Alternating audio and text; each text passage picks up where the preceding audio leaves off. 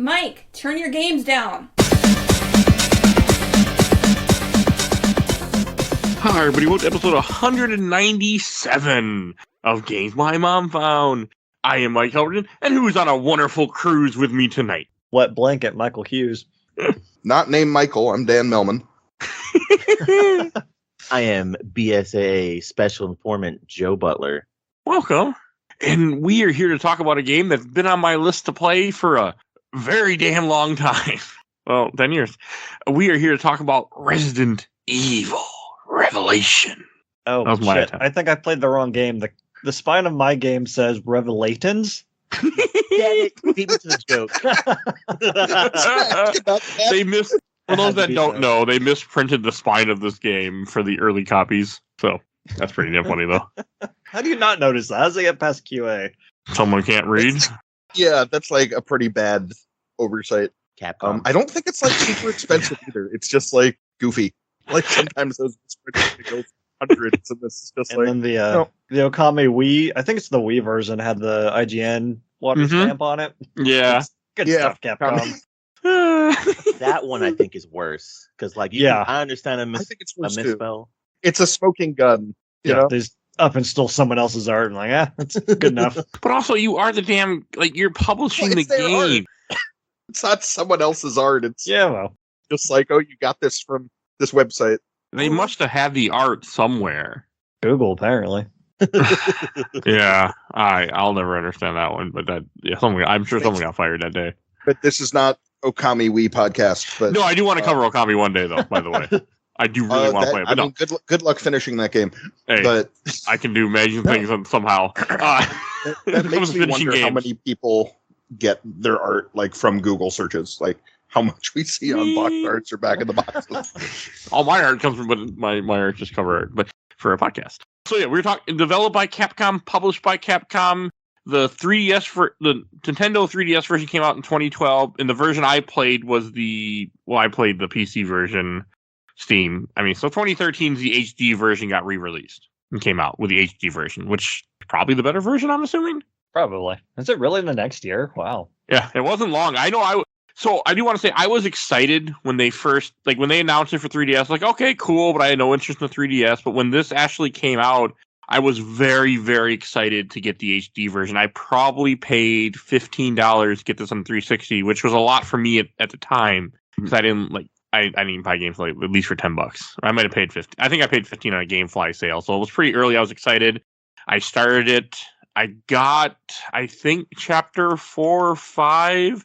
And then for some reason, I don't know why, I stopped playing it and I never picked it back up until last week. I don't know why I stopped. Want to say I'm rambling off something weird and probably different, but I swear when this game came out, there was a bunch of like going towards it because Capcom was saying how much were 3DS games, like $30-$40? Yeah, something like that. Yeah, I don't remember, but They were gonna have to charge $10 extra because the cartridge was so big. People were flipping out because this was like the biggest game they squeezed on a 3DS cartridge, and like people were mad, but they ended up doing it in the end.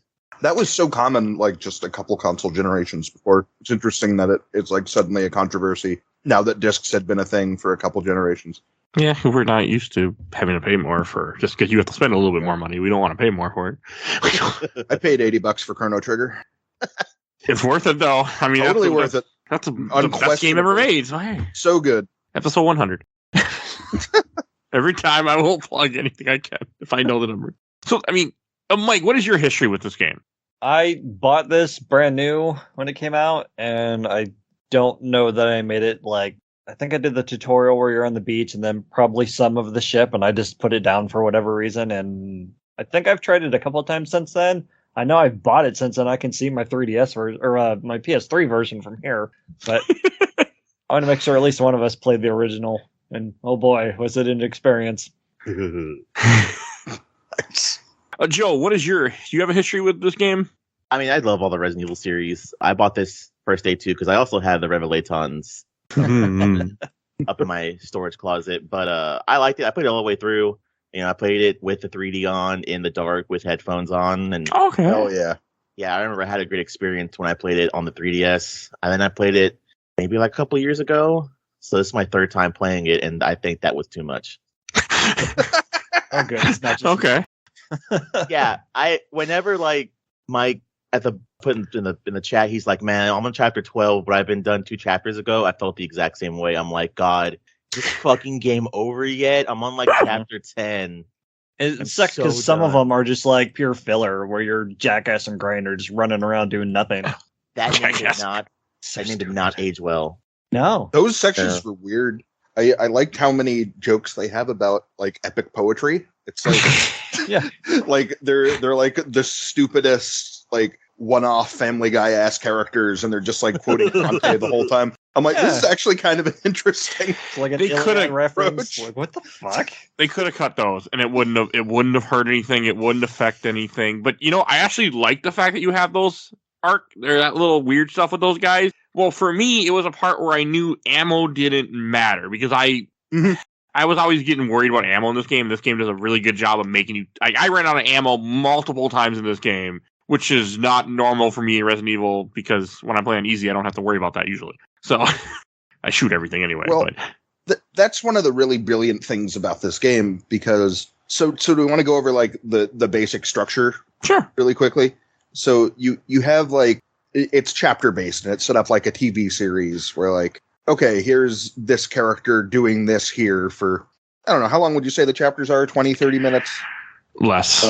Some are, they're broken up in parts too. Some will have 3 parts, but yeah, there's no gameplay session longer than 15, 20 minutes. So again, it's like, for a train ride. Yeah, they're fantastic lost. For portable. But most of the game is Jill on this cruise ship. Boat horror was big around now. Yeah, it was, wasn't it? And when you're playing Jill, that's when your resources matter. But sometimes you'll get flashbacks or sometimes you'll play these other characters and that kind of lets them play with other styles, which I thought was pretty fun. I liked it because then I didn't have to worry about, like you said, I didn't have to worry about ammo. I'm like, fuck it, I don't care. I ain't going to play this guy again for a while or it won't. By the time I do, it won't matter. Yeah, and they tell you that pretty upfront. And like with the flashbacks with Parker, you're just like, taking out a ton of hunters with your machine gun. And those kind of suck, but they're kind of fun. I really like the flashback with Terra Nima and everything. So I have a big issue with this. So this game takes place between Resident Evil 4 and 5. Terra Nima would have happened, let's say, Resident Evil 4 time, I want to say, or right around that time. Roughly. So why the fuck do they never mention Terra Nima? All they were talking about, the raccoon incident. This whole city got shot by a solar satellite after BOWs escaped and kill everybody. And you're like, forget about it. Raccoon City in 1998. Like, that's the problem with interquels. You can't like retroactively add stuff to the.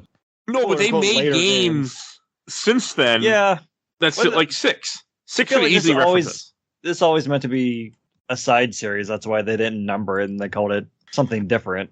So I'm going even if it's canon. And 6 is just moving so quickly and doing so many things. For 18 hours. As for 4, like, I don't know, it's above Leon's pay grade. He doesn't work for the BSAA. He's Secret Service, so.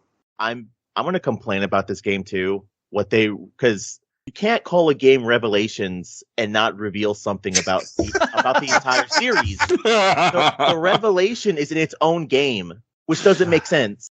And what they should have done was have a whole game, because I would have loved to play a whole game as Parker and Jessica and Terra Grigia. That actually sounds like it would have been a really cool game. Yeah. And then you have the boat plot for Revelations, because Revelations 2 has revelations about Revelations 1. There you go. I got to play Revelations. I do too. That's the only reason that this went on the show, so I can play Revelations 2 next year. Revelations. I played nothing but raid mode. 5 and 6 with a friend, and 5 was an amazing time. 6 was fine. But they're like, let's take a break from this era of the series for a bit. Oh, I'm getting there. I'm getting to 5 and 6 coming up here at some point. It's happening. Kind of. It's pretty clear that this game came out the same year as 6. Because man, does it have shades of it through and through. Yeah, but I think it's more horror and more tense than 6 was, or 6 feels completely different. I don't remember 6 very well. The 3 campaigns each played differently. Like Leon's, I think, leans more towards horror, and then Chris's is more action-y. Kinda. Yeah, Jake's is all about set pieces. Jake's campaign plays differently. I can't wait to replay 6 for this show someday. I can't wait. Fascinating game. But I've been slowly getting there because I just haven't. Yeah, I kind of I don't. I would say I kind of do these in order, but I don't really. I just kind of do them however. But I now that I'm in complete control, I kind of do them in a certain order. After the other guys left, I'm like, we're doing this now in canonical order, sort of. Well, you do definitely see this game do stuff that 6 doesn't. Like, it kind of tries to evoke a lot of different flavors of the series, while 6 is kind of off on its own goofy ride. Yeah, this has less set pieces, I would say, and I mean, it does have set pieces, of course, but I feel like this was much more like, I felt, again, I can't remember 6, but I felt 10 set times. I felt very claustrophobic in this game. I had the horror moments of things jumping out at me. Mm-hmm. You had the mystery of what the hell is going on, even though I didn't really, like, I was like, I don't care, I just want to shoot things and play the game and have fun. Like, but I don't remember, I wish I could remember 6 better to be able to compare it much, but I can say, like, this felt like a horror game to me, but then again, I also don't like horror games a whole lot, so when a game is, like, super scary, I'm not into it. Like, I'm assuming that's going to be my story with Haunting Ground next week, so we'll see. I've heard that game's pretty scary. Yeah, that's how I felt in the first 10 minutes yesterday, so. Capcom said before this came out that Resident Evil Revelations will be so terrifying that you won't actually want to finish it. It's a bold claim for a 3DS game. That's just marketing being marketing. Yeah. As a guy who works in marketing, that's just marketing. But I mean, like, you have Jill back and you have her dodge from RE3. Like, there's a lot of RE3 stuff going on here. And you have Jill and Chris together for the first time since 1. I think the only time, really, where they really worked together since 1. Well, they're in that Resident Sort Evil of 5 5. DLC. Yeah, but that's more like Chris rescuing Jill. Yeah, she's not really, like, there's not a chapter where they're together, like, working together, I don't think, in 5. But DLC. There's the really terrible DLC. But, Lost in Nightmares. Yes, you're right, where they go to the... So okay. bad. I remember liking it, but again, I haven't played 5 in more years since I played 6, so I can't speak to it. That was just them cashing in on nostalgia. Like, remember the mansion? Remember Chris and Jill? Here you go. I always got the sense that it was like... Because you get a flashback of that chapter, that it was just an unfinished part of the game that they released as DLC without really finishing it. I believe that 100%. Same. I'm okay with that, though. But I heard it was the other way around, where it was part of the game and they decided to cut it to make it DLC. Oh. That sounds like Capcom too. Sure. That sounds like Capcom, especially during this era. This era was big about how can we make more money off these games that we're spending too much money to make, and that was a thing. Like, I mean, hell, remember, I think this would have been Game Pass time too, or not Game Pass. Those stupid online passes that EA was loving doing. Was that in 2012? That was like this time. Online passes or whatever they're called. Yeah, it was like $10. Like Arkham City did it, for example, where you get the Catwoman. I mean, there was a bunch. Dead Space 2 did it. Maybe I think it was around this time. So I don't know. I feel like that affected a lot of games, but that came out around in the 2000s around that time. But no, like with Revelations, I really enjoy the fact that it goes back to Chris and Jill. I like the fact that you are the BSAA and you see Jill in the BSAA, because before this, the only games that touch on the BSAA are Resident Evil 5, which first introduces it. Umbrella Chronicles also shows them in a side mission where they go to and fight some Russian guy with tyrants, which I remember really liking. Other than that, we don't get a lot of BSAA stuff with Jill. So this is cool to see that to me. I just really like Jill. I like Jill too. She's a great character. Everyone likes Jill. Everyone likes Jill. And I'm a big RE1 fan, and this game does not feel like RE1, but that's fine. It's just like, this feels like a part of the series DNA. 6 kind of doesn't. Oh man, I also felt like there's one part in the game that made me laugh out loud, like really good, which felt like it was a joke. In one of the early parts of Revelations, you're on the ship, you get trapped, you find a fake Chris double, you get gas, and she ends up in a bedroom. And when she goes, you have to get a screwdriver. If you go to the bathroom, the bathtub is full of like just muddy water, and so do you want to drain the tub? And in Resident Evil HD 1 and GameCube, there's a scene when you drain the tub, a zombie comes out and she smacks him right and crushes his head with her boot. Yeah. And I could have swore that was a reference to me saying, and I just smiled. Oh yeah, because I think even in the original one, there's a key at the bottom of the tub. Yeah, I'm pretty sure that's an original one. That's most definitely a reference. But it made me really happy. I also thought that part was fucking creepy. When you have no equipment, you're running around as Jill, and you have to like dodge enemies, and try to get through this place because you have nothing. Like, I thought that was good. I didn't like it, but I thought it was good. That's another part of the game, like communicating to you, this is a different play style. Yeah. That, like, you know, is kind of in line with stuff we've done in the past and stuff we haven't, just this different kind of horror. But it was more horror than like Resident Evil 4 or 5, in my opinion. It was much more like you didn't have unlimited amount of ammo. Like, I mean, you don't in 4 and 5, but it sure as hell feels like it from what I remember. And you aren't you're fighting a lot of enemies, but each encounter can feel a little tense at times. Like, I like that. Like, you fight a lot of hunters, you fight a lot of whatever the fuck these weird gray things were that I actually think are really creepy.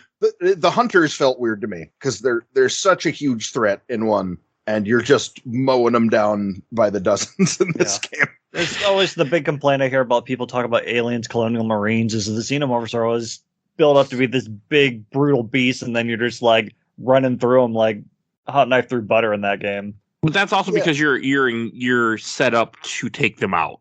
And that's how thing. I took it. It, like, at this point in Resident Evil lore, hunters ain't shit. Like, no, you have much more. So much weird stuff. It makes sense you're mowing them down. It's just, it feels strange to me because hunters were such a big moment in one. Just like, yeah, but that was also that was a much different game. Yeah, much different game, and even in the lore, it's like it's been 15 years since, when does this game take place? I don't remember. But it's been a while since Raccoon, and we know what we're doing now. I like how they do make a reference to her when they get on the ship, and Parker's like, yeah, this is nothing, like, this supposed to be a cakewalk compared to Raccoon City. And be like, why are you mentioning such a traumatic event to her where, you know, she got chased by a giant green monster, took a tentacle to the chest? Like, maybe we, you know, like, not. Because you got to wink at the player. It's like, we remember that stuff. You remember when you almost got killed? I also wonder if Jill, like, has a reputation as this legendary hero, like almost a Solid Snake kind of thing. Like, everyone's always mentioning Outer Heaven and Metal Gear Solid, like that kind of thing. So I have a question now. Do you think her and Chris fell in love on a battlefield? No. Okay. So I have the weirdest memory because of that, since you said that. I swear when Resident Evil 6 came out, there was an article that said that Jill and Chris got married and Jill works at a fucking office desk. And I can't find it, and I swear it was wiped from the internet because if people knew it was real, they'd call bullshit. That's just someone's fan fiction. Or a dream that he had. I swear I read like in IGN or in Game Informer or something. Because I didn't have the internet back then. The only semi-official Resident Evil anything where they have a romantic relationship I can think of is the George Romero movie script. Oh, wait, really? That's funny. Yeah. I wish that existed. Movie did. That would have been nice. He did a commercial, I think, for 2. Yeah, Romero directed a commercial for 2 that I talked about on the show actually once. I gotta track that down. It's on YouTube. If you search it, you'll find it. Jill has a relationship with Wesker in the new movie. Sure. He just hurt me in ways I can't understand. I haven't watched that yet. No, and I'm not watching 6 point. until I get through the whole series for the show. So, in time. But speaking of Parker, we're introduced to 5 new characters. Parker, which is Jill's new partner for this mission. Jessica, the girl who just can't catch a hint that Chris might be gay, and also never knows how to dress in this entire goddamn game. Her wetsuit is the stupidest fucking thing. She has heels. And one leg's just completely missing while the other one's still there. Got hair hanging out. I wasn't complaining. So I like that because this takes place before 5, they almost fake you out by killing off all the new characters. It's just like, this is why they're not in 5. And then they're all alive. Like, they're all fine. Spoilers. I'm okay with that. Oh, me too. It's fun. Because, like, the idea that the BSAA is this, it's like a huge government organization. And it gets bigger, I feel like, as the games progress. Like by the time we come into, like, 6, the organization is huge, I think. I'm assuming. Yeah, sort of. And I won't spoil 8, but they have no idea what to do with the BSAA. But that's fine. Okay. It's a long-running horror series. You're not supposed to have any idea what to do with your plot elements. It's just part of the fun. No, without spoiling Resident Evil Village, I think I know where they're going, and I'm pretty interested. I mean, I'll play it. I love Village. I love, like, every Resident Evil pretty much. There's not, like, they don't always perfectly hit, but I'm always having a good time. I do enjoy most of them. I really enjoyed the fact that this game takes place in a cruise ship. I do enjoy the episode breakouts where you have you don't have very much with Chris, but you have the parts that jump to Chris. I enjoyed the Terranigma stuff. I didn't realize that with Jessica, with Parker in the past. Terranigma? I might have said Terranigma, yeah. Terranigma. Terranigma's good too, though. Yeah, that's good too. What is Terranigma all of a sudden? I said it, but I can't think of what I meant to say. It's a quintet RPG.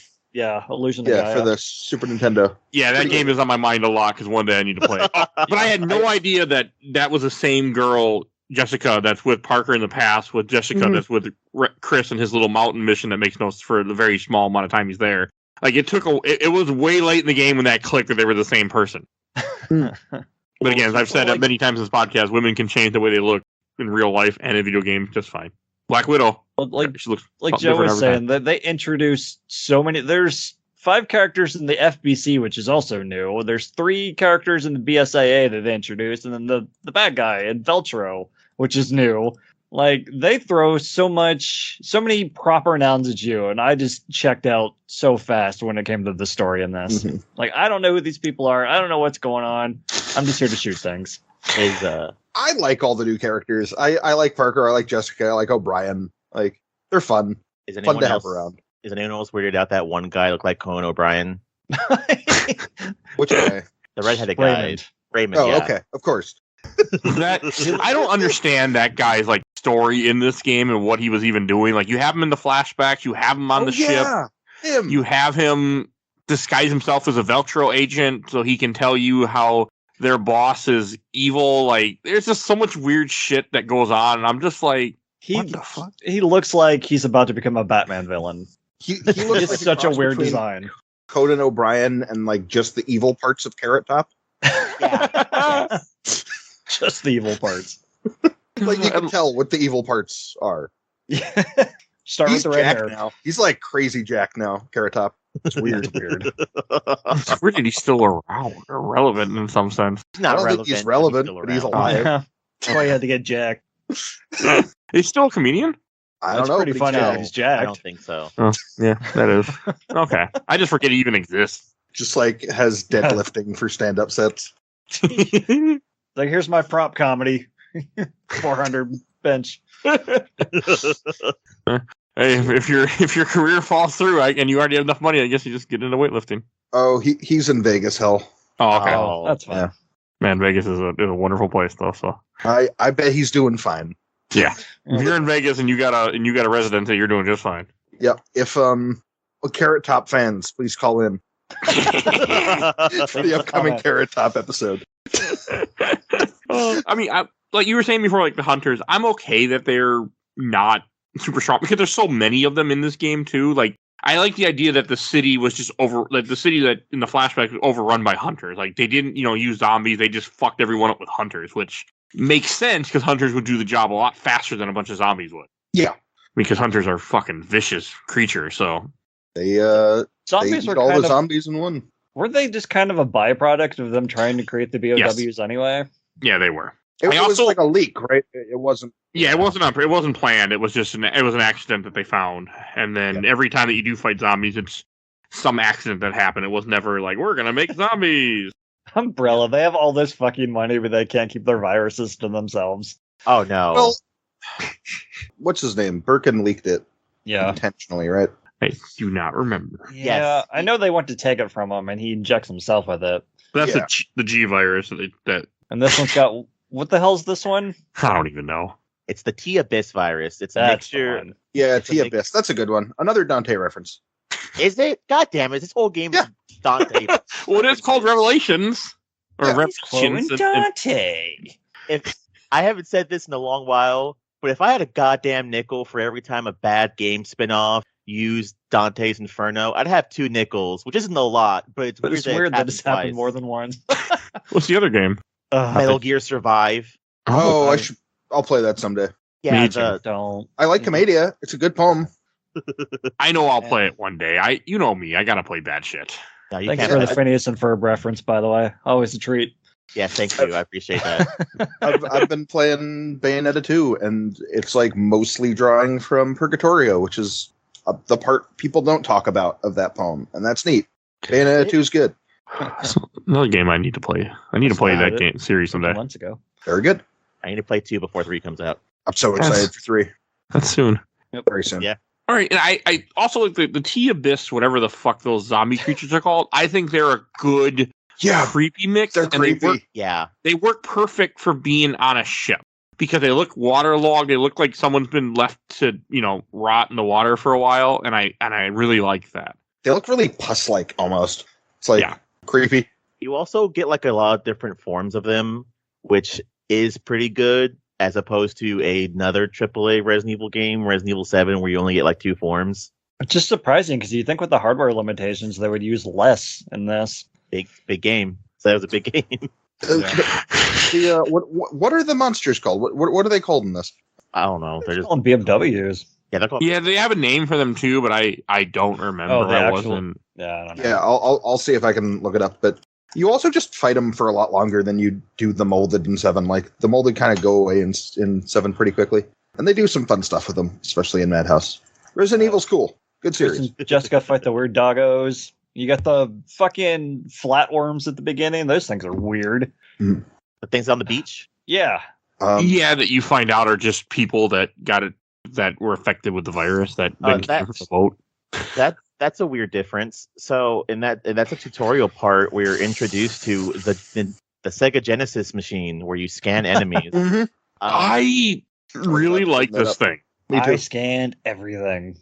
Yeah, Mike, how was it on the 3DS? Because that's where it's supposed to do something different. Yeah. Right? Does that like gyro? I don't think I did have gyro. Maybe It I might just have, had it though. turned off. I know it's just the Circle Pad Pro. Oh yeah, I have one of 3 those. games that use that. I don't think it did anything different. Like Okay. big benefit of the 3DS is having the map on the bottom screen because I mean the HD ports you have in the top right, but it's so much bigger. Oh no, you haven't. So to mention what this is, it's kind of a first-person view where you can find items.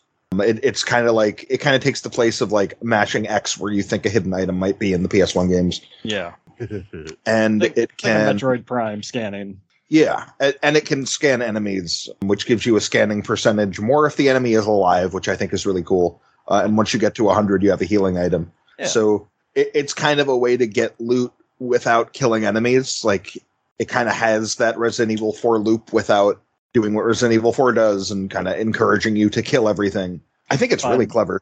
Find the secret handprints. Mm-hmm. Do those do anything if you find all of them? I think they unlock a weapon. So much unlockable stuff in this game. Yeah, because it's In, game's got like in-game series. achievements. Looking up the cheats on GameFAQs. Remember GameFAQs? Oh, I still use it I constantly. still yeah. use it. Good stuff. Hell yeah. Cheats. I don't know how to do this. Vamp. For getting all 30 handprints, you get the last victim unlockable. I don't know what that means. This is Dynamite Radio. Scan all Dynamite handprints. You Radio. get the G18 handgun for the campaign. Okay, then. Okay. I didn't do the raid mode and stuff as much. I dicked around with it a little bit. It's kind of lacking after you've played it in 2. I did unlock one of the, I think there were like 4 super rare weapons, and I got the Magnum with the comically long barrel, like a 89 Batman Joker. That's awesome. I'm actually playing some Infernal right now just to like, it's really hard just to like get an idea of what this game is at higher levels. And the monsters really look like they're in rubber suits in a way. I like it. Like a Doctor Who special effect. There's one part of the game that I was really excited for Mike to get to, Mr. Mike Albertin. What is that? But we'll get to that eventually because I want to talk about one really weird story beat before that. When this game came out, they advertised it as Chris being kidnapped, and that was based the trailer and everything. And even back then, I knew that was not Chris because they would never show a Resident Evil character shirtless. Have they not? I don't think they have. I don't think they've ever had any. That's weird. Why not? You can't show your character sexy. You can't have them know what they know what sex is. You can't have them in any kind of sexy form. Like Why? No, I don't know. Capcom and Resident Evil especially, they never have sexy characters. You're totally right. It's Capcom in general. Same thing. Devil May Cry. Devil May Cry. No one knows what sex is. Yeah, but Dante They has definitely his shirt show off him all the time. Yeah, shirtless.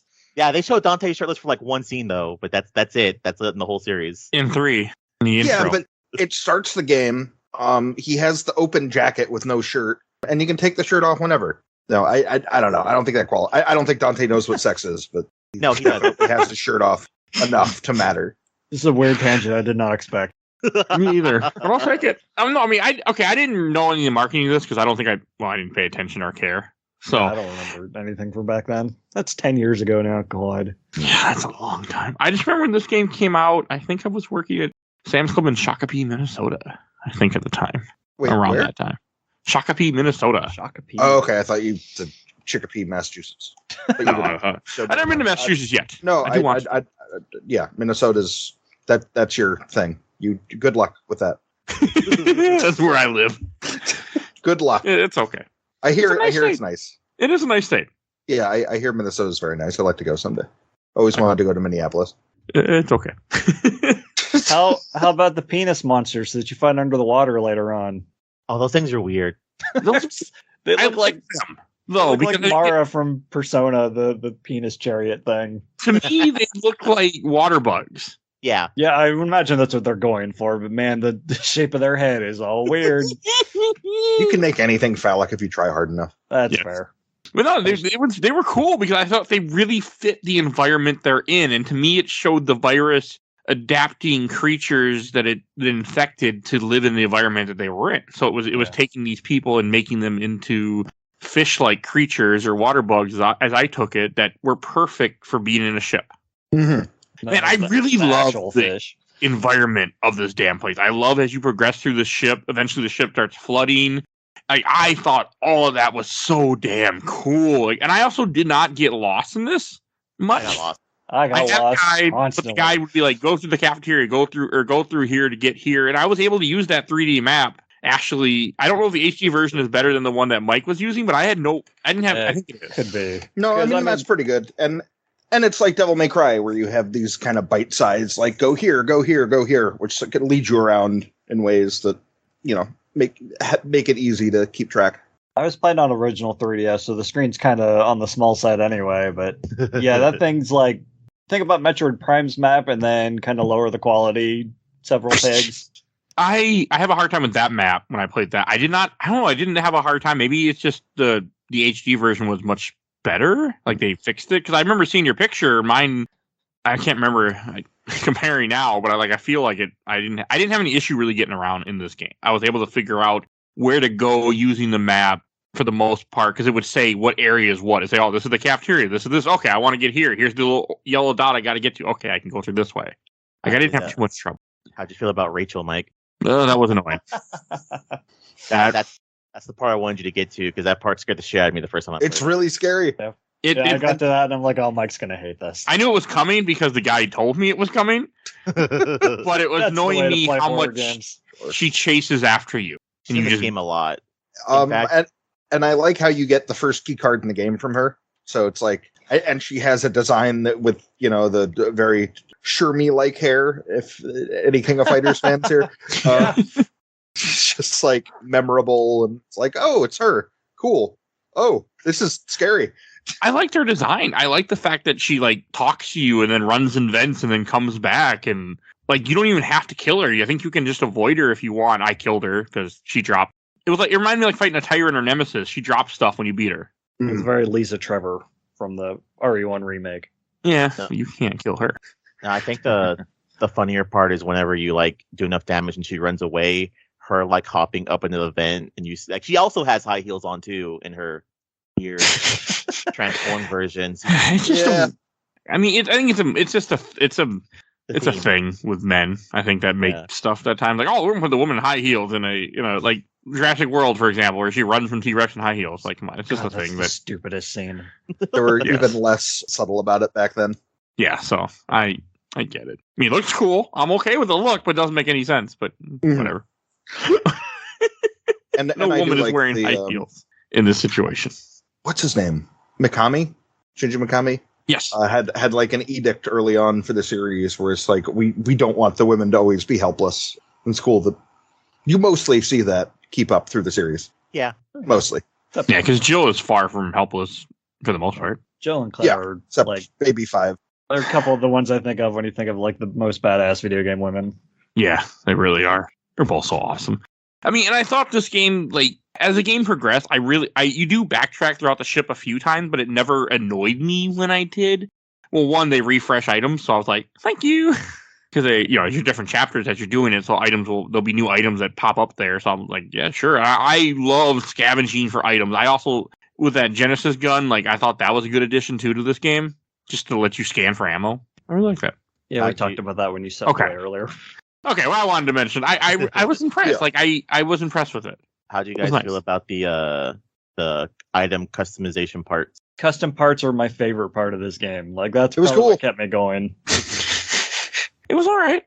Even the dodge, which I think sucks in 3. I don't know what y'all think of the dodge in 3. It feels pretty good here. It's I didn't know how to pull it off, but I did every so often by accident. Yeah, it kind of forces you to use it when that part where Jill wakes up in the room and there's that one zombie in there and you have to dodge so it crashes into the TV. Yeah. That was And cool. Infernal, you really got to do them because you do not have ammo to kill things. I can see that, because even on easy, I didn't have ammo. Like, I ran out of ammo so much in this game, that was kind of surprising to me. Okay. And kind of the slow lumbering grabs enemies do. It just works with the dodge. Like, it feels pretty good. Also have Jill's strongest weapon. What's that? The dodge. No, her Peggy Hill size 13 men's feet, because she kicks the shit out of enemies. Oh, charging up the...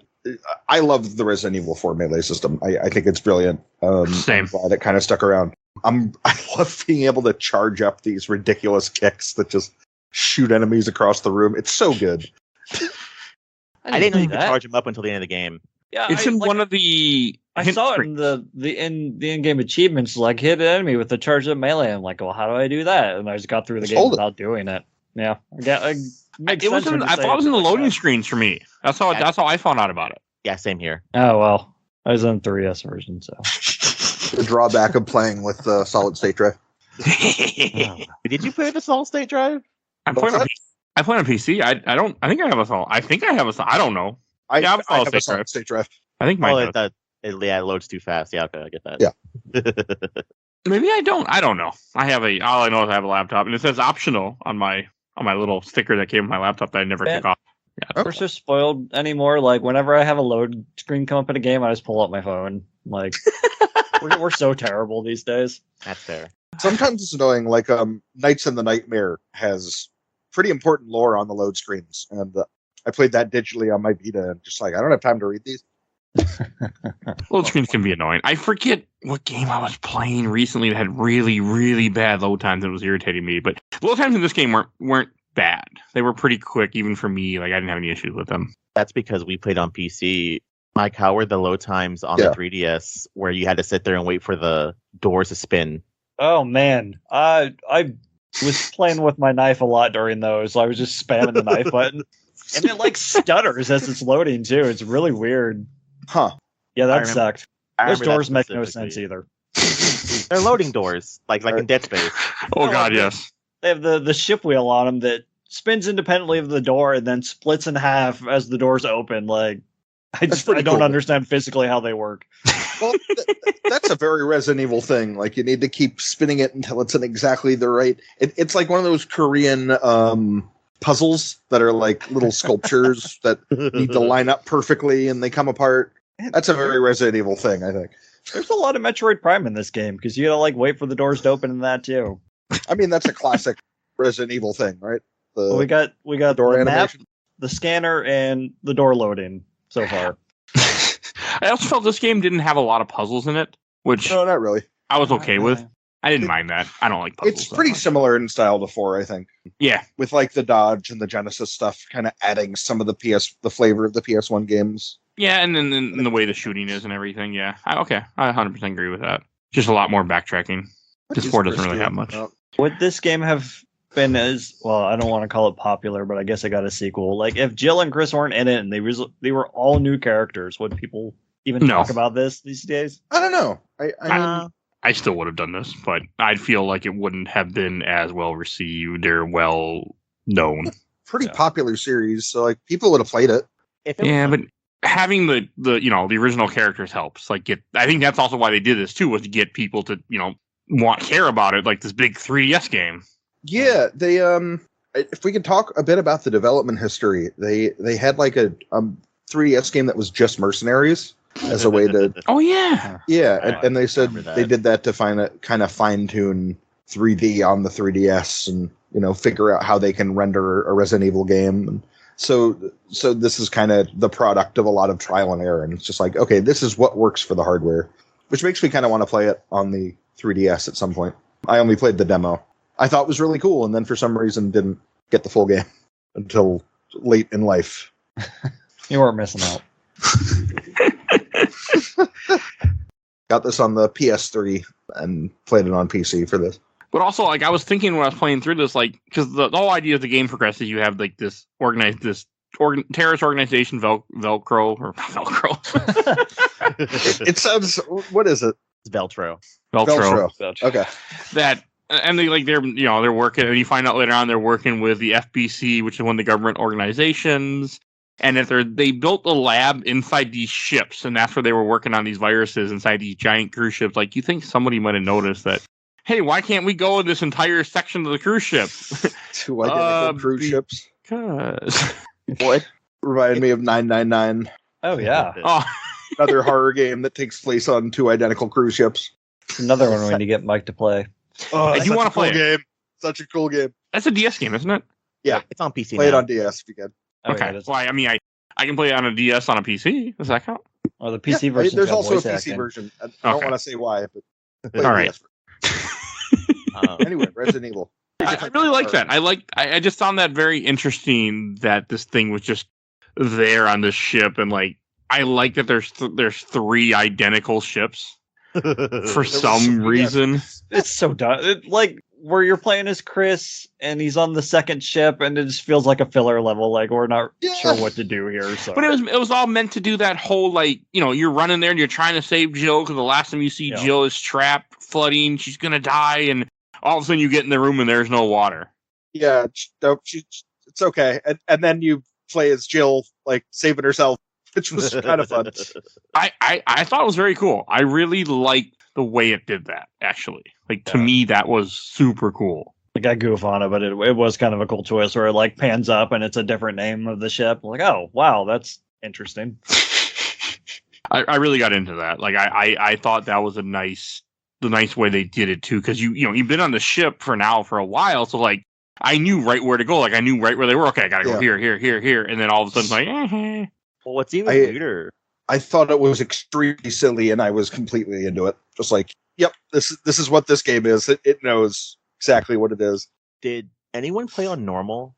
I think I did because I don't remember it giving me a choice for a difficulty when I started. unless the 3DS version doesn't. Yeah, Maybe. I don't know. Did you see Rachel on the ship as Chris? No. I doubt it. Well, no, because I swear I played this on normal like a couple years ago on the Xbox, and I swear you fight her on the ship, which is weird because it doesn't make sense. But I also might be thinking of another part of the game. She does show up more than once. You see her you see her corpse as Jill, and it's like she's got this wetsuit that's just completely open in the front. It's like, oh gee, I wonder if this is a main character laying here with her freaking chest hanging out. Yeah, her chest is hanging out. God. But our characters aren't sexy. Don't say that. I mean, the game does have like the snow parts, but the snow parts were like very simple. They weren't much of just running around that stupid crash site. Mostly you're there with Idiot 1 and Idiot 2 for no reason. Fighting invisible hunters. Okay, I really, really, really like the Invisible Hunters. They were so damn cool to me. What was? The Invisible Hunters. Like, also the way you first see them where the guy is picked up, thrown around the room, like it's a ghost, and then it's a hunter. Like, I like that a lot. I like the Predator Hunters. For a second, I thought you were saying you thought Quentin Keith were like super cool. No, cool. Quentin Keith are both idiots. I mean, hey, one guy did have 2 machetes on his back, which was kind of cool, even though it's like, okay. I don't hate those characters. I played Code Veronica. I have low standards for Resident Evil side characters. Claire! I'm sorry. Oh, now that's a video game. One day. It's getting there. I mean, I'm working on it. I'm slowly knocking out all the Resident Evil, so. I think Steve's the most hated character in the franchise. I like By Steve. far the worst Resident Evil character, and I adore him. You guys are in the minority. God damn. I like Jackass and Grinder for one specific reason, and it proves that everyone that works at the BSAA aren't magical sex gods. 'Cause you have boulder punching Chris, who looks like he deadlifts like a cow every day, and you have Jill, who they put 3D in this game specifically so they can put her in a wetsuit and you can look at her butt. And then you have Leon, who gets the girl in every movie and video game, and then you have these two nerds. One guy who obsesses over a computer, and the other guy who thinks it's cool to run around with two knives. So Does it? I don't know if Leon does get the most of the time. He doesn't damage Jackass in the first admits one. to stalking one of the other characters. I remember Jackass saying something like, I don't remember if it was Jessica or Rachel, but talk about, you follow her home, so you know where she lives now, right? Like something like that. It was about Jessica. Yeah, that was weird. Okay. Yeah, it was Jackass and Jackass. So yeah. He's like, I'm not a stalker. Well, you just admitted it. I'm like, this is necessary. I'm playing that first Chris mission, and Jessica does not know how to take it. No one in this game does. I do like the fact that she's hitting on Chris, especially because you find out as the story progresses that she's a double agent. So I thought that worked well with that. It's fine. It's just the dialogue's amusing. Yeah, and I do like as the game progresses, you find out that it was the other guy in charge of the government organization that was trying to do a whole cover up, and that's why he blew up the city, and that's why he's attacking you. And this whole thing was all a setup to cover. He was trying to cover his tracks, and the other guy was trying to make him show his hand, I guess.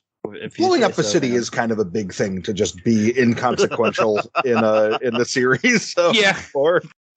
I mean, that does bother me a little bit that it's not referenced in 6 or 7 or anywhere, but they do reference Raccoon City enough. Isn't Raccoon City?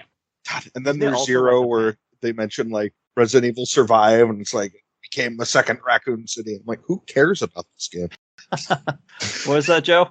Yes, Resident Evil Survive, a game that most people don't like and we haven't played yet. What, Resident Evil Survive? You mean Survive?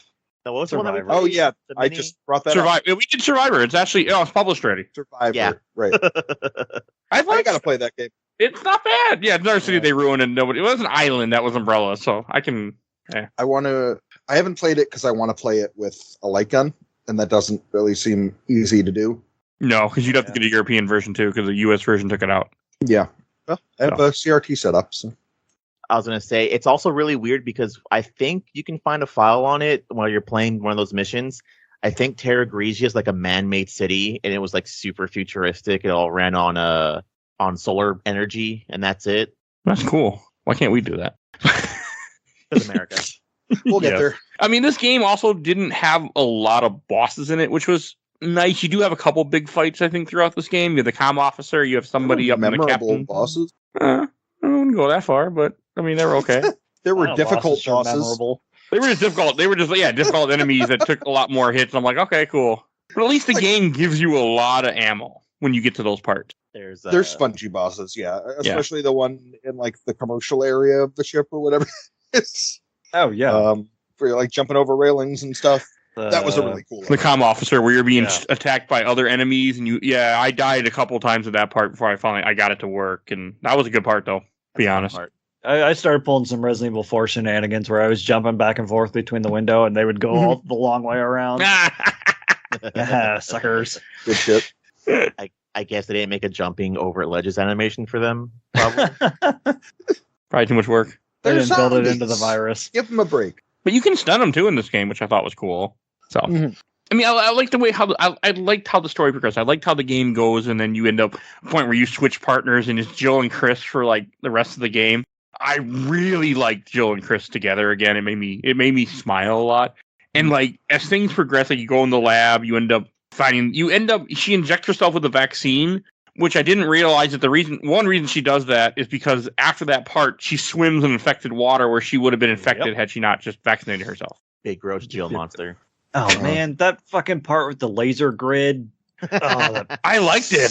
That sucked. I got hit way too many times. I was being dumb, but I liked it. Yeah, it just needed to be 6 inches further apart, and I wasn't, because I was you have to do it in first person with the stupid Genesis so you can see the beam. Well, you just put the Genesis up, see where the beams are, then I'd walk. Yeah, well. That's I not what you walked did, with huh? it. I played in classic mode, so I was doing a lot of like strafe locking and stuff. Yeah, I kept like sidling over into beams, and then it would knock me into the one next to it. I'm like, motherfucker. Did anyone else switch to classic mode? I need my 90-degree turn, so I had the RE4 control Oh, scheme. I didn't know you could. I didn't either. Wasn't an option for me as far as I know. That's because you were playing the inferior version. Yeah, well, Yeah, I don't think it would have made sense on the 3DS. it was easier to play on the go. But the control, I'm impressed with the controls. Like you use every button, and it's a little janky and complicated, but you can strafe, you can like move back and forth, you can aim freely, you can have your 90 and 180 turns. It just felt pretty good, even when dodging lasers, in my opinion. There's a really weird dialogue in here that also doesn't make sense to me, and it comes off as kind of weird, and I hate that Parker says it. What did Parker say? What? So there's one. It before that, the ship shakes, and I think it's kind of funny that you see whenever the ship shakes and it zooms back in, you see Jessica holding on to Chris, and Chris is talking, and he just kind of throws her off him. It's really silly. But then Parker goes, maybe we should switch partners and go for some good time or something like that. But it comes off as really hokey. Like the only line of dialogue I think is really weird. Yeah, that sounds weird. Okay. Oh, These are strange characters. another thing about this game that I feel like this, something that Resident Evil doesn't normally do. You have lots of underwater parts in here, which makes sense because you're on a boat that's sinking at one point. I actually enjoyed the underwater parts. I enjoyed the swimming in this. I thought it was very interesting. I was surprised. I liked it more than I liked it as much as I did. I did not expect that going into this. I got lost in the first one where you're supposed to swim through a broken window, but it still lets you swim down the hallway like you would if you're on foot. So I go to this dead end, where the fuck am I supposed to go? And actually had to pull up a video walkthrough. How am I supposed to notice that stupid window? I didn't have a problem with it. I don't think. Shut up. But then, I was playing the HD version. The end of a hallway, yeah. So And my screen was bigger than yours. It looks like the mutated fishy boys are called ooze. Ooze? Yeah, ooze. That's a good name for an enemy. Sound like you said ooh woo. I don't know. I don't know what it was, but the swimming to me really stood out, and I really liked it in this game. There was one part where I drowned twice because I had to. You barely had enough. You didn't have a whole lot of time to do it. But other than that, I really liked it. Yeah, drown. I've assumed it was possible, but you can drown. You don't get that. But you just die. They And do also- a lot with the setting. They have a lot of different okay, what harder stuff can you do on a cruise ship?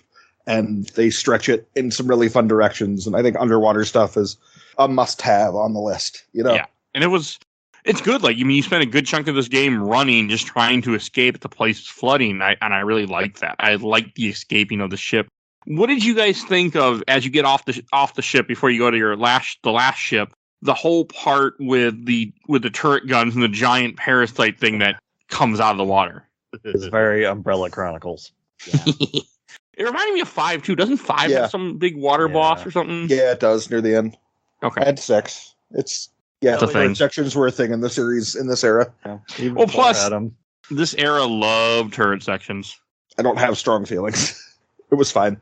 I liked it. I had fun. I was like, okay, this is cool. You fight a lot. You shoot a lot of tentacles off. You eventually shoot grenades at it. I enjoyed it. I thought it was a cool fight to kind of to kill the big creature.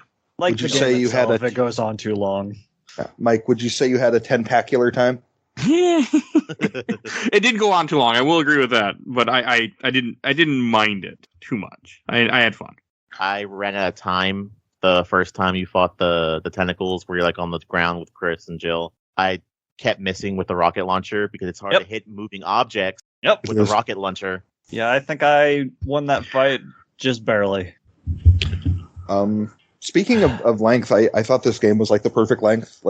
Slightly under 10 hours is exactly how long I want a Resident Evil game to be. Whenever they go longer than that, I'm just okay, whatever. I can agree with that. This game didn't overstay its welcome for me. And there are games I want to replay, so it went by pretty fast. I was able to beat this game pretty quickly for the amount. It took me almost a week to beat it, but that's because I barely had any damn time to play this game. Dang. So, but I would play it in my downtime, and I was able to finish it just doing that over the course of a week. For the most part. Very divided on this podcast. It's kind of working out pretty well because Joe and I both are yeah, this game can end anytime now. I was ready for it to be done because I actually have to play a lot of damn games in the next throughout the time this month. So I was like, come on now. But if I wasn't in that self-made time crunch, I was happy with the length of this game. So I think playing it. Go ahead. there's 3 parts of this game, and we talked about it earlier. But as much as it is kind of a cool callback, I don't like the part where you play as Chris and Jessica storming a fake ship. That really could have been cut. And even though I do kind of like their characters because they're kind of silly, you also could have cut the parts out with Jackass and Grinder, and you could have shaved down. It's like this game does go on for a little bit too long. But it's also 2012, and that I think maybe 2012 might have not been as bad about it. But again, I still feel like this was the end of the era where if a game was too short, people would complain. Wait until you play 6. I like 6. I like 6 too, but you could cut out half of 6 and have a much better game that's still way too long. Yeah. It's like, so long. 1, 2, and 3 you can beat in a couple of hours if you know what you're doing, and then even 4 is just like they really ratcheted up the length. Yeah, 4 is way too long for me. That's my main problem with 4. 5, it didn't bother me as much just because hanging out with friends. But they're divided into levels in that one too, which helps. Mm-hmm. Yeah, 6 I played. We played exactly 1 chapter a week, and it worked out okay there, which made it feel even more like a TV series than this did. Yeah, every time you finish a chapter, like previously in Resident Evil Revelations, I just played it. Well, yes, but the idea is that you would play this on a train ride or, you know, as your... I mean, again, 3DS, and I think that was a big thing for what they were going for. And Mike played it just during his downtime. It's the perfect portable experience. It was actually, because I would finish a chapter or finish a section, turn the game off, and then get back to what I was doing, and then be like, you know what, I'll play a little bit more. I really miss that era of portable games where people were taking these huge console experiences and being like, how do we make this bite-sized? How do we make this a little lower investment without losing anything? And I think we got so much cool stuff out of that. Yeah, I love Crisis Core. Yeah. God, I need to play that again. Yeah, they're remaking it in a month. Yeah, I know, and that's the issue, is that I should have covered the original one before this. Now, the Switch is both a console and a handheld. I don't think people make handheld games anymore, you know? Yeah. Revelations is definitely, this is a handheld Resident Evil. What does that mean? I mean, this would be more a conversation when we cover Revelations 2, because I know that was very much a episode game of the way they sold it. But yeah, we'll get there. We'll get there eventually, probably next year. Another big trend. Big return of Barry Burton. Yeah. Oh man, I love Barry so play much. that. Barry's great. I think I'm gonna make myself play it next year for Spooktober if I haven't by then. I think, which I probably won't, but I think I gotta play the next one because I need to get through the series. Damn it, on the show. I streamed one to a bunch of friends, and Barry was the unanimous favorite. Oh, and I did get a kick out of the last area that you go to. So then you find out there's a third ship that was hidden underwater where the city got destroyed, and then the whole part where you have scuba gear on so you can't drown, and you're swimming around, and I was okay, and you're cutting doors open with I was okay, I was really on board, even though I was ready for the game to be done. Even though I was ready for the game to kind of to move on because I need to start more games, but I was this is cool as hell. Yeah, because you didn't have stupid touchscreen minigame to weld the doors open. Oh, you had a touchscreen minigame for it? And it was really precise.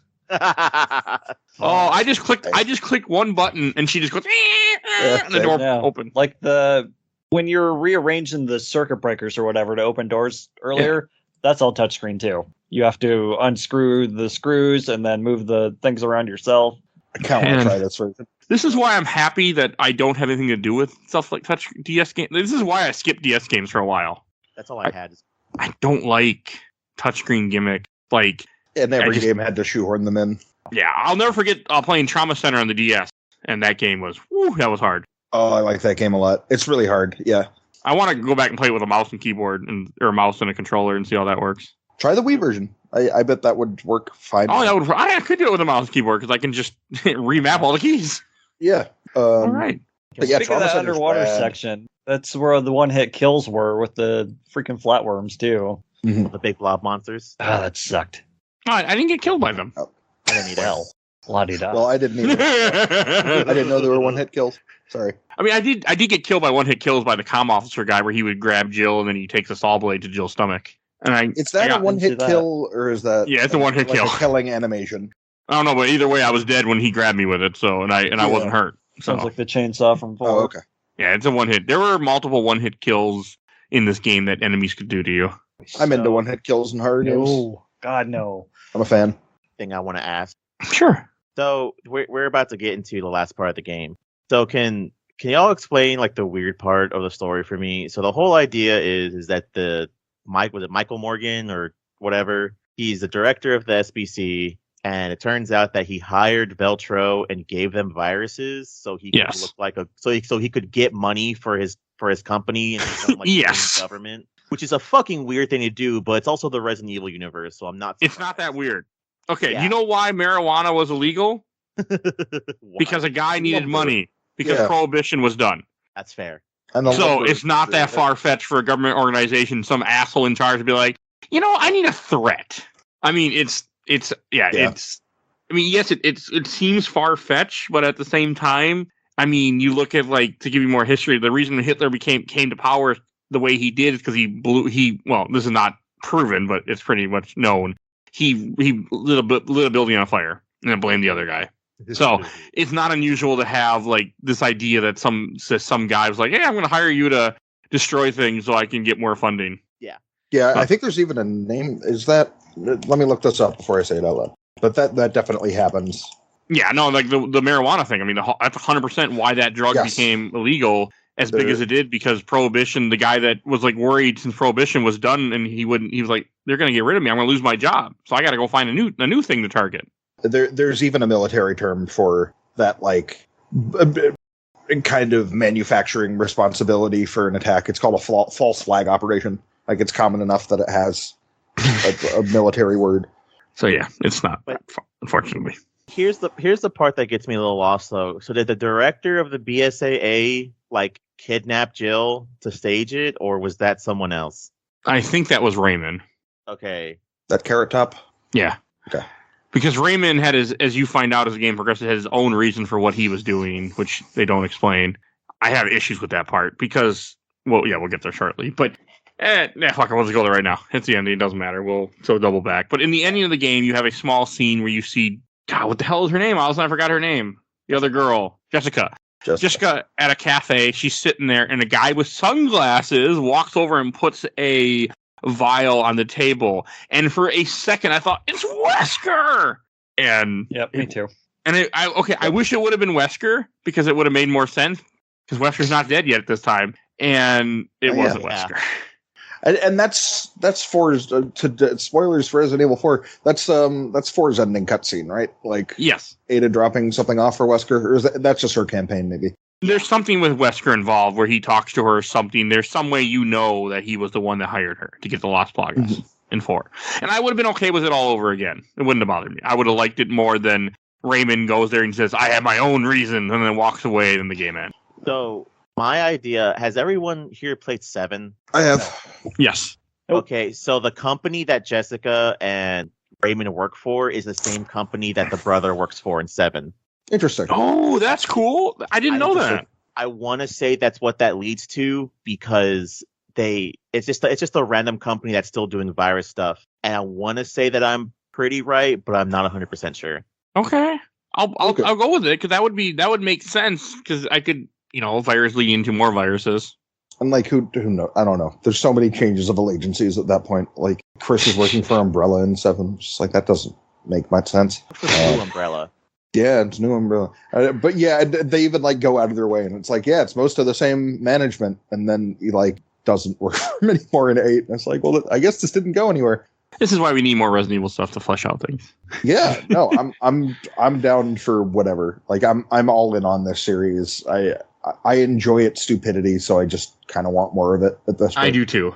I really do. And So I just remembered when you were talking about Barry earlier, I want to play Resident Evil Gaiden, because that's Barry and Leon on a cruise ship, and it's a Game Boy Color game, so it's like something else. A previous portable Resident Evil. Well, now I know who to contact, because I'm actually going to put that on the show at some point. I've been debating to do a mini on it, so okay. Yeah, I'm interested in it. It seems interesting. So we pushed forward a little bit, but how do you guys feel about the Tyrant final fight? Oh God. I liked it. Don't remember different. a thing about it. I got to admit. It's been a couple Have months. teleporting enemies in your survival horror game. What the fuck? I liked it. He's not actually teleporting, sir. He's sending an illusion to trick you. But yes, he's teleporting. The idea that I guess I was reading it. The idea is supposed to be that he's infecting you with the illusion, so you think that he's teleporting when really he's just walking towards you. Sure. You've been fooled. That's the idea. But yes, he in the gaming thing, he's teleporting because that's actually what's happening in the game wise, just not the story of the game. Did they ever bring up that guy's name? Because I swear, whenever they find the video of him, they say like a name, and I'm like, was his name ever brought up before? I don't know. I can't say if it. I don't think he. I think this series is Revelations. At least this game is very contained to this game. And two, from what I've heard. Yeah. Okay. This story's asinine. Who cares? I mean, I think it's funny. This I guy's liked just it. on this ship underwater and just stayed there this whole time, and then you find out that the FBC Morgan, the head, had sent a team in there to kill him. Jack didn't work. Norman. Didn't work out Okay. very well. He's the Veltro leader. Yeah, that's it, right? Because they see him with his mask off, and they go, "Oh my god, it's Jack Norman." I'm like, is he Who supposed to the be? fuck? So I felt every time they mention a name in this game, I'm like, I don't know who that is. They didn't either. Introduced why so is it many that characters. Anytime you make that joke about like pulling the mask off, I always think of in Justice League Unlimited when Lex Luthor becomes Flash. He's like, he pulls off the mask. I don't know who the hell this have is. no I idea don't who know. that is. Classic. I have no idea who this is. Like I always love that. He's like, you know who the Flash is. I don't know who the hell this guy is. Wally West. well, or well, Barry Allen. that's. I think that kind of makes sense. You'd think of that because like not everyone's going to be someone, and the way Yeah. stories work, they're like bending over backwards to have these connections. Just like doesn't really make sense for him to be here, but that's okay. It's like sometimes maybe you just don't recognize him. It's just that's what it made me think of. But yeah, no, it's a character that doesn't exist other than this game, and then by the time the game is over, it doesn't exist anymore either because you kill him. And the whole thing, I think, is funny. You get there, and he would gladly, give you all the information, but he thinks you work for Morgan, so then he infects himself more with the virus to try to kill you. He is already pretty far gone by the time you come Yes. across him. Oh, I had fun with the Tyrant fight. Like there is a trick to doing it, which I didn't do. I read it, but I did it wrong. Is you're supposed to you get a rocket launcher earlier in the game that I saved this Jill because it's me, and you're supposed to shoot him with a magnum and stuff to knock him down, and then when he gets on his knees, go behind him, shoot him in the back, and it'll kill him right there. Great. I shot him in the face with the rocket launcher, and I think I shot him too early before his weakness spots were open, and it didn't really do anything. I barely survived this fight. I think the third time I tried it. Damn. Imagine trying to do this with tank controls. No. I did it with tank controls. I like it. Feels good. Okay. I would not want to do this on a small screen, though. No, it's not great. I don't recommend it. Yeah, the whole like tight behind the back tank controls thing. Maybe it's just because I played so much Resident Evil 4, but like, it feels fine to me. It works. I don't know. I thought it was a cool fight. I like Tyrants though a lot, and now that I played a lot of Resident Evils, I'm fighting a lot of different Tyrants throughout the series. As I'm trying to wrap up the series. So, I don't know, I had fun. I thought it was a good final fight. It did take way too many hits though to finish him off. Yeah. He takes a lot of damage. I went through all my Magnum ammo that I've been hoarding. I went through a lot of shotgun ammo throughout this fight. I So. think when I killed him, I was officially out of Magnum ammo. So I think I did pretty okay. Okay, that is pretty good Nice. then. I might have missed too much. I think because if you don't hit the heart or the back, you don't hit his weak spots. Mhm. And I don't think I always hit. I always just save all my Magnum stuff for the final boss of Resident Evil. I did too. Just how I do it at this point. Oh, and I don't think something that I forgot to mention. Throughout this game, you do find cases that then increase how much ammo you can hold for shotgun, Magnum, handgun. I want like a realistic drawing of Jill at the end of the game with these bundles of or the hip pouches all over her body. Oh, did we talk about the upgrades system? I think we did, right? Briefly. When I walked away. Not too Okay. much. A little bit. You get parts and you can upgrade your guns. Yeah, It's as kinda cool. almost workbenches. It's cool. Works good. Works well. I like it. Sorry. So apparently Veltro is also a reference to Commedia. When Virgil comes to Dante in the forest, he's hiding from a wolf, and it says, "And more they shall be still until the greyhound comes who shall make her perish in her pain." Veltro means greyhound. Also, their logo is like a greyhound on his hind legs, like flailing at an assault rifle. It's like a ridiculous logo. I love it. I'm gonna post it in the chat. Dante. He's quoting Dante. God. All right, and there's I think one last thing to mention then still about this game that we haven't, that I want to mention, is in the very end of the game, after you have the cutscene with, Morgan gets arrested and all that stuff happens, the director who led you in this mission, he quit and writes a novel. They even have a little paragraph saying, he went to go work from home and write a novel. I'm like, is that necessary? But okay. Yeah, he's the guy that wrote the E.R. Perry Resident Evil books. But you have a scene where I like where it says, like, for Jill and Chris, the nightmare is just beginning, and it shows them going to the mansion that, for Resident Evil 5, and I'm like, I like that. That's pretty cool. And God, that logo is terrible. Yeah, I like it. I like it a lot. If you're listening to this, look it up if you get the chance, because it will not be in the cover art of this game. The Il Veltro logo. Yeah, it's like a musket with a bayonet and like this very happy looking greyhound just like jumping around near it. Looks like he's dancing with it. Yeah, he is dancing. He's doing his gun dance. That's pretty funny. He dancing with himself. Oh. Don't give dogs guns. Give more guns to dogs and have them shoot bees out of their mouth. What? Dogs with bees in their mouths, when they bark, they shoot bees at you. Yeah, I don't remember what it's from, but it's like it. I'm very confused right now. No, it's what's two things you wish you could have: a gun that shoots swords and a dog that shoots bees out of its mouth. A sword that shoots guns. A gun that shoots swords, which happens in Metal Gear. So And Borderlands. And there's bee stuff in Metal Gear. Yep. And there's also bee stuff in Metal Gear. The pain. The pain. I love Snake Eater. Oh, what a great game! It's so good. It's such a good.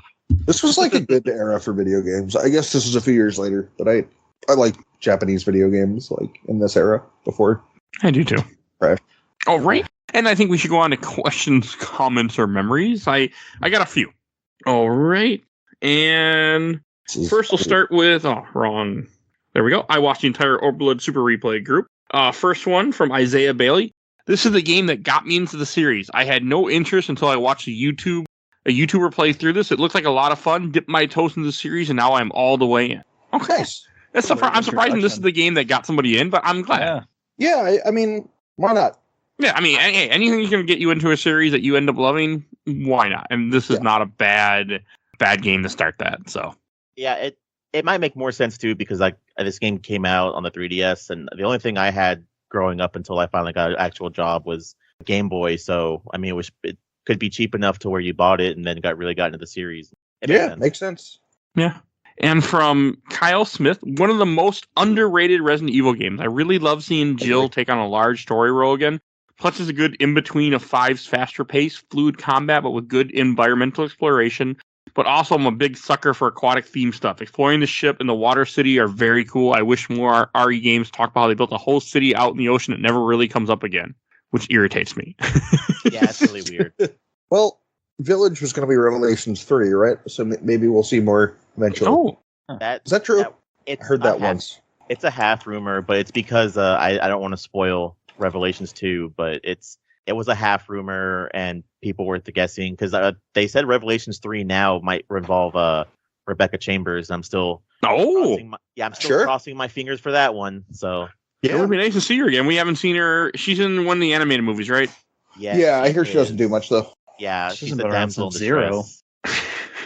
Yeah, she's the main character, Zero. But then they forgot about her. Zero is the most underrated Resident Evil. It's the only fixed camera one I haven't finished. I got to go do it. Same. Well, not the only one. I haven't beat that or Code Veronica at this point, or original Resident Evil 1, and I got to knock those off my list. Yeah, good games. I've done the remake. I beat the remake, but I want to beat the original. Also a good game. So, I love the remake. All right, and then from Adam Walker, played it first on the Switch. I think it was the first RE game to get ported to Switch in late 2017. It was really great because of how novel the handheld console still felt at the time. Underrated, though. The enemies did get a bit samey at parts. Amazing this was originally a 3DS game. Mike, do you think that's amazing? This originally a 3DS game? And from Seth Cameron, I first played on the 3DS without the extra circular pad thing that came out. but it was still good. It was definitely better on console. I enjoyed the game for the most part. Nothing major to complain about. I played almost the entire game before I remembered that I could be playing it on my new 2DS XL that has the nub that emulates the Circle Pad Pro. So I put it over there, and I still didn't like it. It changes all the rest of your controls. Is that the two options you have in the HD version, like having the Circle Pad Pro or not having it? I don't know. I guess no one here would know because no one's played both versions. So no, it'll be a mystery for all of us. I mean, I can just say it played well on my PC with my fake Xbox controller. I can say that. Played well on my PC with my real Xbox controller. Yeah, mine looks like a real Xbox controller, just that the little button has no X on it. It just has a circle with a mirror. It played on my 3DS. I have an 8-bit dough. Also, I also have a fake PS4 controller next to me too. So I have a fake. You mean like third party? yes, Okay. and USB. But it says P4 on the controller where the PlayStation button would be. It says P4. Oh, Persona 4 is all right. I like that. Yeah, game. it's trying to tell you to play Persona 4. I I have have an 8-bit SN30 Plus and an Xbox Series 2 Elite. But you know, Mike, now that I have the Steam Deck, I've been really eyeing Persona 4 Gold, and I'm like, I can play this on the go. I've been thinking of doing the other route for 2, so I can get to that secret dungeon. Once I get emulation working on my Steam Deck, I don't know if I'll ever look at anything else. God, I just haven't gotten there yet. Yeah, I need to play it again. All right, last question from this group, from Charles Bell. Is it a bad thing that 4 was my first Resident Evil game? Not at all. You played the best. I wouldn't say that, but it's not a bad thing. I love 4. That game is mwah. All right, Definitely and then a top 10 Resident Evil. yeah, it's. Can't wait for the remake. I'm not excited for it. I'm super excited for it. Those other remakes have been pretty fascinating. Yeah, but 4 is perfect already, so why do you need to remake it? It's not, but I know. that's cool.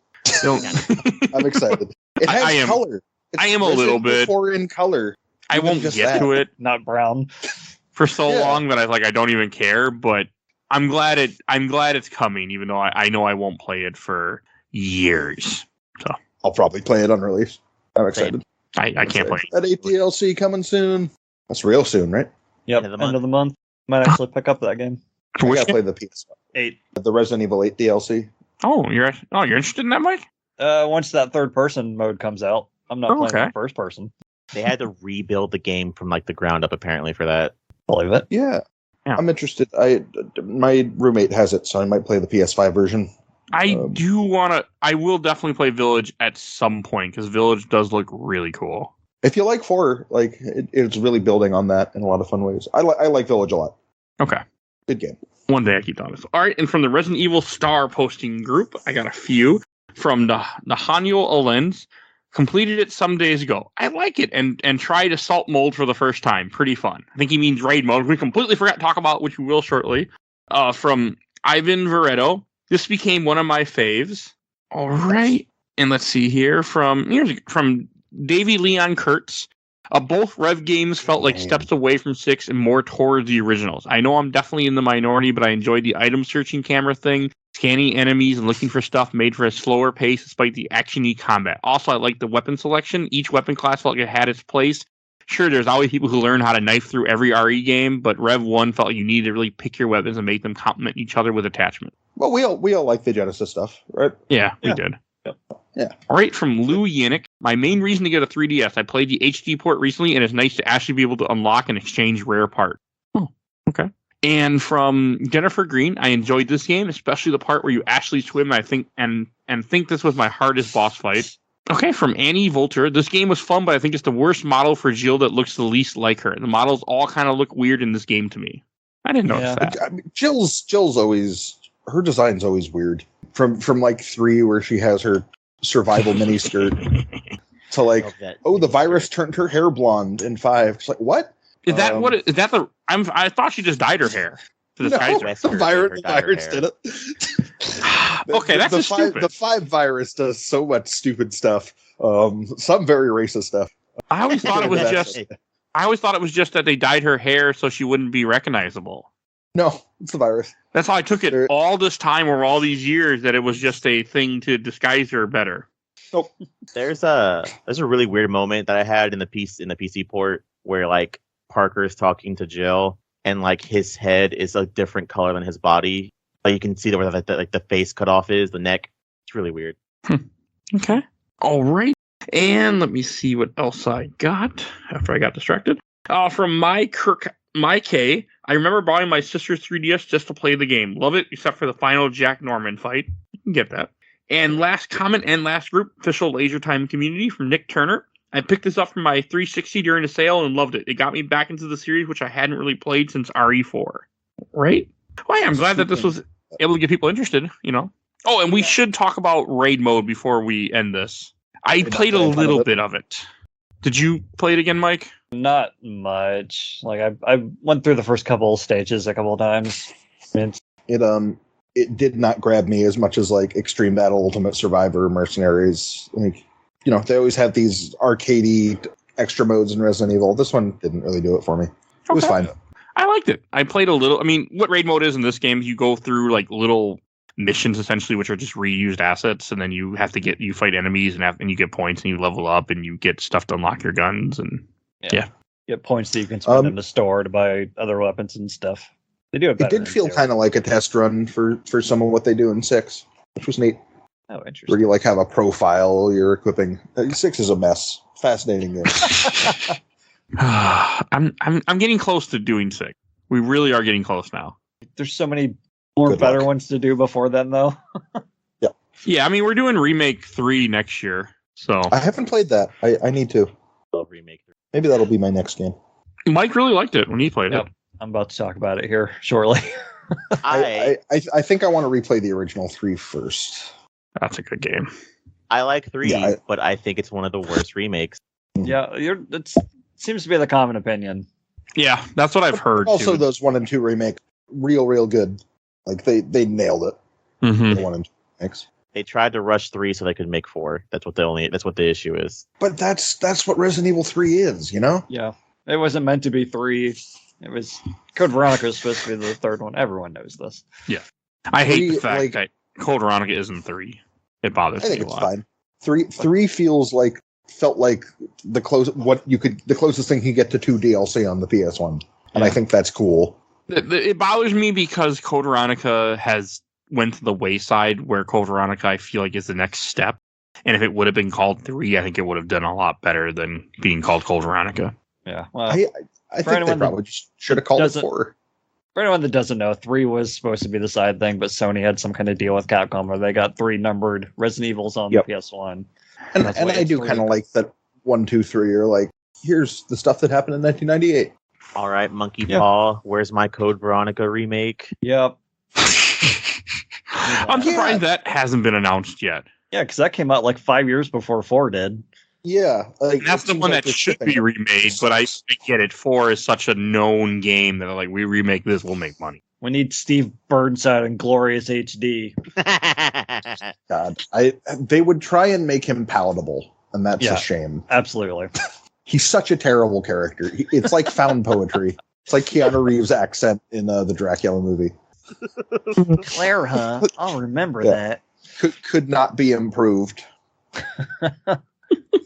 God, the puzzle where you like need to trap him in a room by giving him like golden SMGs. Oh, it's so stupid. Yeah.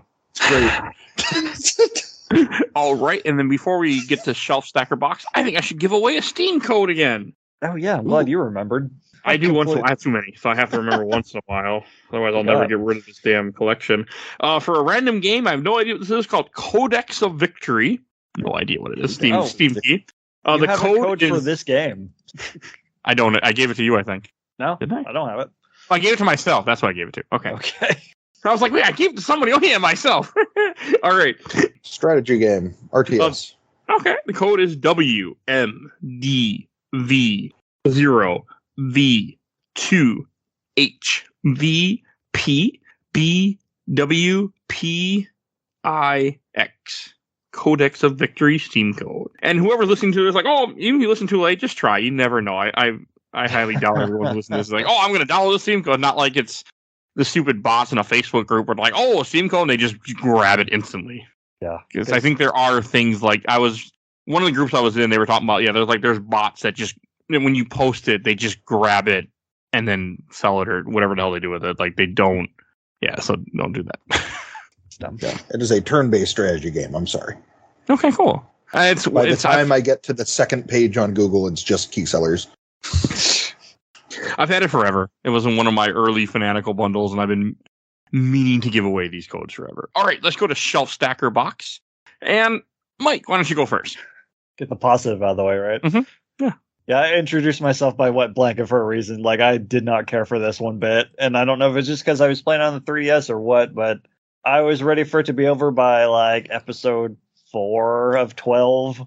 I don't know. Like I said earlier, it feels natural that it was out the same year as 6 because both of them are just kind of all over the place. It jumps between gameplay styles pretty often. Like you said, they don't last very long, so I guess it's really not a point. But it also didn't help that immediately after this, I started 3 Remake and ended up loving it after not caring for 2, so I guess I'm in the weird minority on this series. So take that for what you will, but well, yeah, it's you hate 2 because it terrified the hell out of us.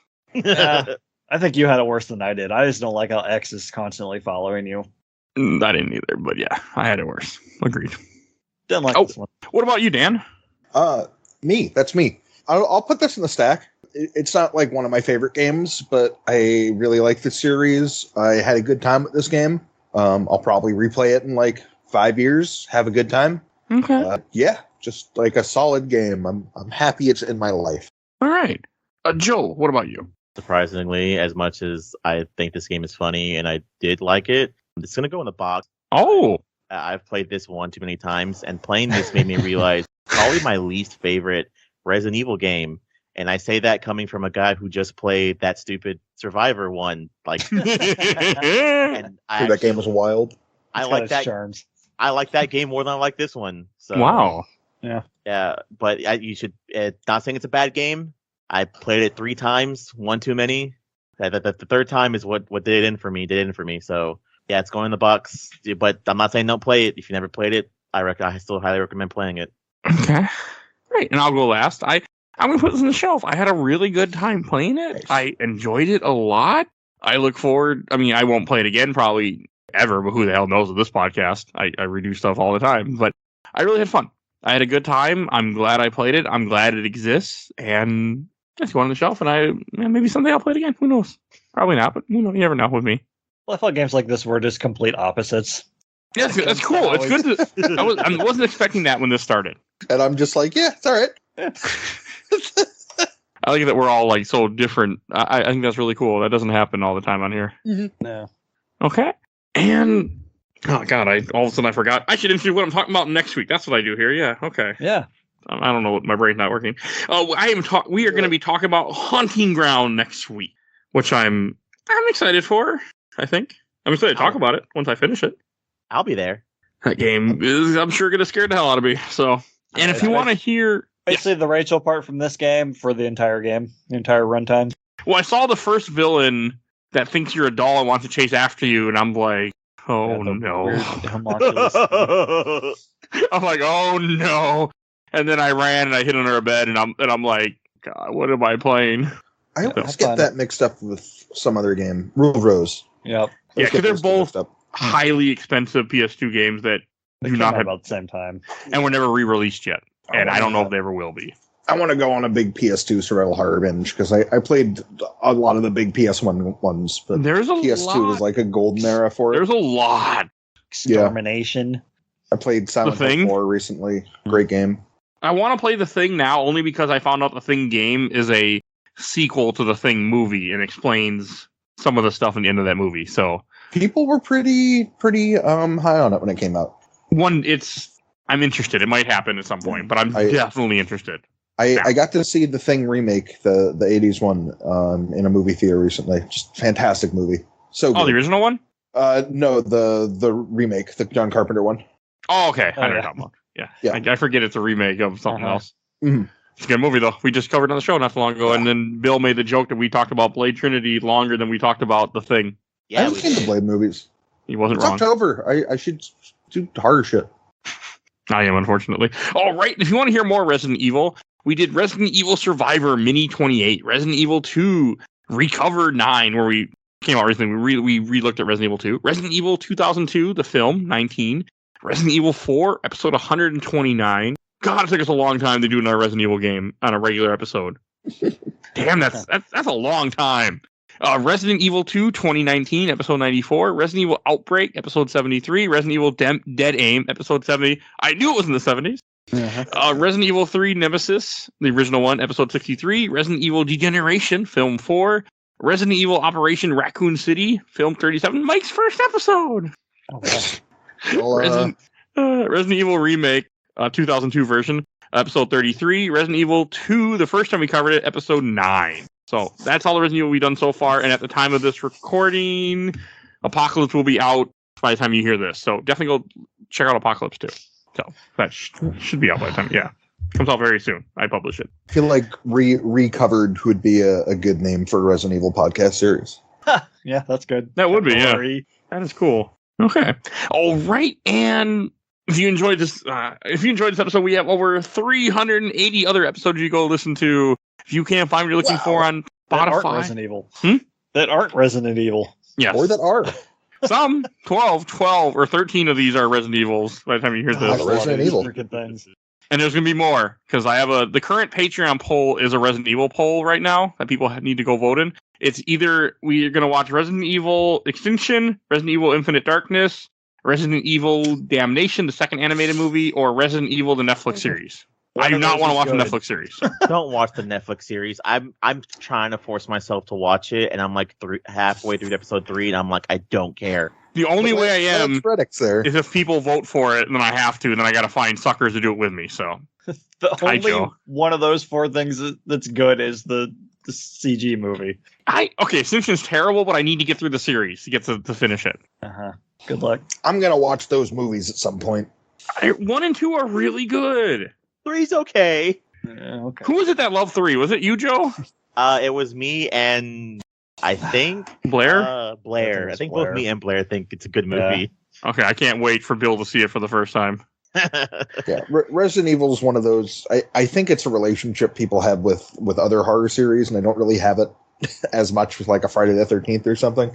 But I'm just like into the iconography and the exact brand of cheese where even a bad Resident Evil, I'm like, yeah, sure.